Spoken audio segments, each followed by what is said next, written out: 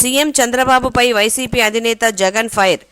చంద్రబాబు ఇక దాడులు ఆపండి, వ్యవస్థను గాడిలో పెట్టండి. పులివెందులలో ఇలాంటి సాంప్రదాయం మునుపెన్నడూ లేదు. గతంలో ఎన్నికల తర్వాత అందరూ కలిసి ఉండే పరిస్థితి. కూటమి అధికారంలోకి వచ్చాక చెడు సాంప్రదాయానికి తెరలేపారు. భయ ఆందోళన వాతావరణం సృష్టిస్తున్నారు. ప్రజలకు ఇచ్చిన హామీలను నెరవేర్చండి. టీడీపీ నేతల దాడిలో గాయపడి రిమ్స్లో చికిత్స పొందుతున్న వైసీపీ నేత అజయ్ రెడ్డికి జగన్ పరామర్శ. ఇంతవరకు విద్యార్థులకు స్కూల్ బ్యాగ్స్ అందించలేదు.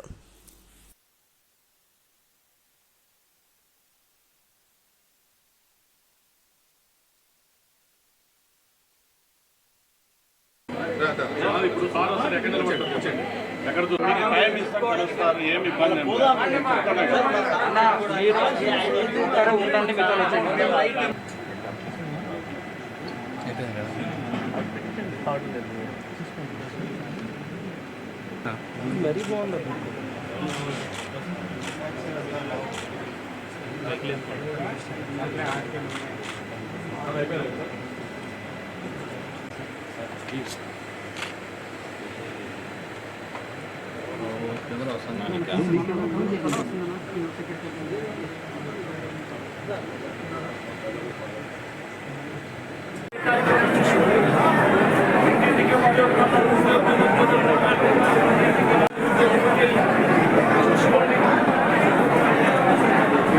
ఏవి కూడా మంచి కార్యక్రమాలు ఏవి కూడా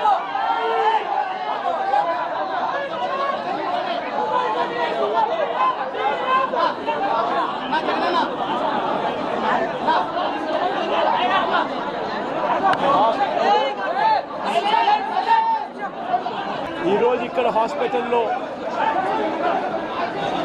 ఒక యంగ్స్టర్ బహుశా 20-25 ఏళ్ళు ఉంటాయేమో తన పిల్లాడికి. ఆ 20 ఏళ్ళ పిల్లాడిని ఎందుకు నిర్దాక్షిణ్యంగా కొట్టారో కూడా తెలియదు. కేవలం ఎన్నికల్లో వైఎస్ఆర్ కాంగ్రెస్ పార్టీకి తరఫున తాను ఓటు వేశాడని వైఎస్ఆర్ కాంగ్రెస్ పార్టీకి సంబంధించిన కుటుంబానికి చెందిన వ్యక్తిని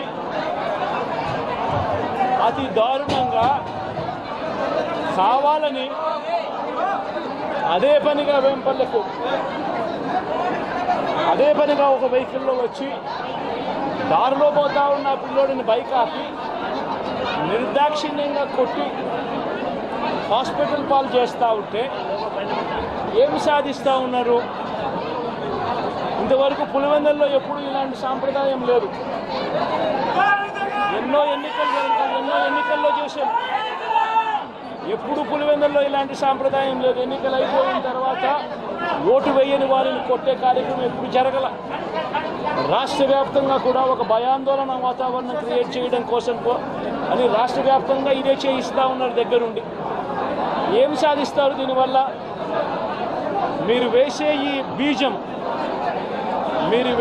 ఈ బీజం చేసే ఈ చెడు సాంప్రదాయం రేపొద్దున మళ్ళీ తెలుగుదేశం పార్టీ కార్యకర్తలకి చుట్టుకుంటుంది.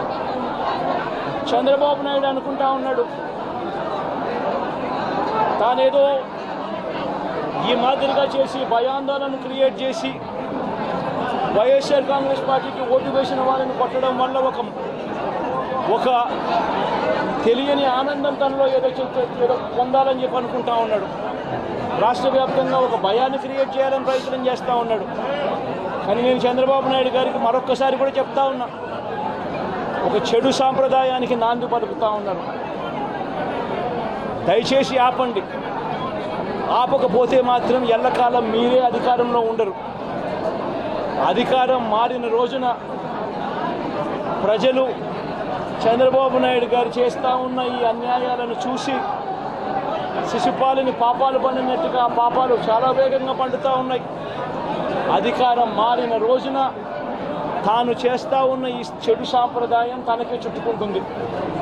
ఈరోజు దెబ్బలు తగిలినా దెబ్బలు తిన్నా ప్రతి ఒక్కరూ కూడా రేపొద్దున ఇదే మళ్ళీ అటువైపున చేసేదానికి మీరంతటి మీరే బీజం వేస్తూ ఉన్నారు.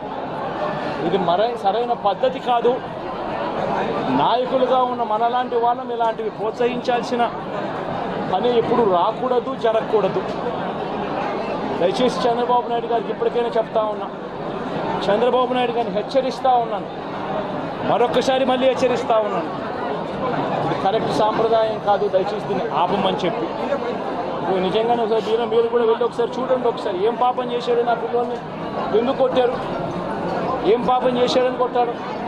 ఇప్పుడు ఒకసారి హాస్పిటల్లో కూడా ఒకసారి చూడండి, ఒకసారి 90 మంది పిల్లలు ఇక్కడ జాయిన్ అయ్యారు. మధ్యాహ్న భోజనం పథకం సరిగ్గా జరగడం లేదు. పిల్లలు కనీసం బ్యాగుల సప్లై కూడా సరిగ్గా జరగడం లేదు. ఇచ్చేటోడు ఎవడు ఇవ్వడం లేదు సరిగ్గా ఏది వ్యవస్థ అనేది ఏది సరిగ్గా జరగడం లేదు.